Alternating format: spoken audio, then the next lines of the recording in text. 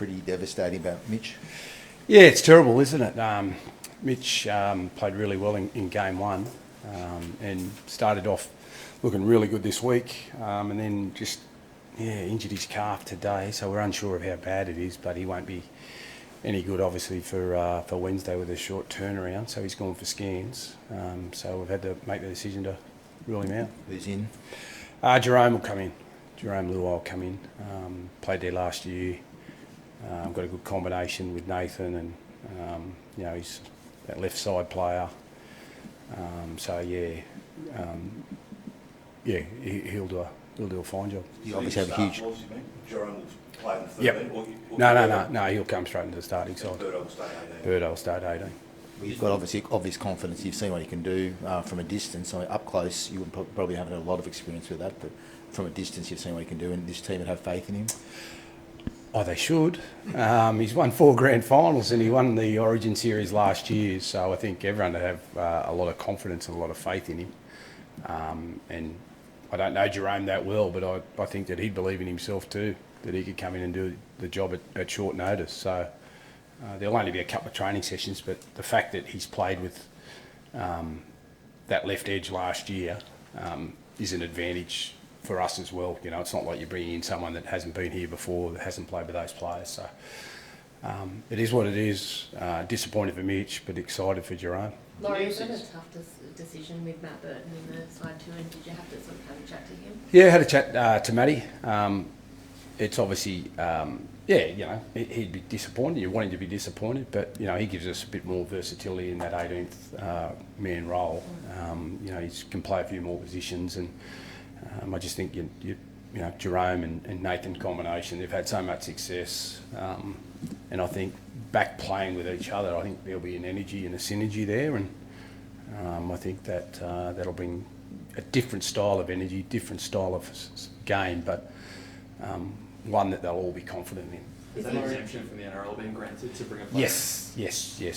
So the NRL have granted us that exemption, so we thank them, and we just sort of move on. Laurie, your hardest phone call for game one was to Jerome, wasn't it, to leave him out? So I guess it was a more pleasant one this time.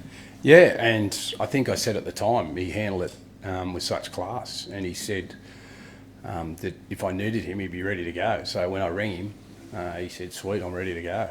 So that filled me with confidence. What you want to hear? Yeah. I said, "What are you doing?" He said, "I've just finished training." I said, "You fit?" He said, "Mate, I am." I said, "You want to play Origin?" He goes, "Yes." So, that was good. Simple as that. Simple as that. Ready for the boombox to come back? I don't know whether I could put up with the boombox. I can if it was my style of music. Their music style is a lot different to my taste. How close was he to being in originally in that first team? Oh, they're always tough selections, and I explained that to him on the night. But we felt, to start the series that he and Mitch and Nath was the right way to go about it. But now that Jerome gets another opportunity with Nathan, I think that will bring the best out in both of them. They know their game so well, each other's game so well. So it won't be a distraction for us. It won't be a drama. I was going to say that, Laurie. Sorry, Marty. A key injury like this, 6 days out from game day with only 2 major training sessions left, could rattle some teams. What gives you confidence that you'll stay the course? I think what gives me the confidence is the type of player that he is. He'll walk in and everyone will feed off his energy. And I don't think anything phases Jerome.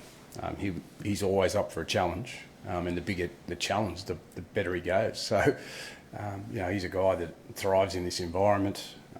So it's not an issue for him.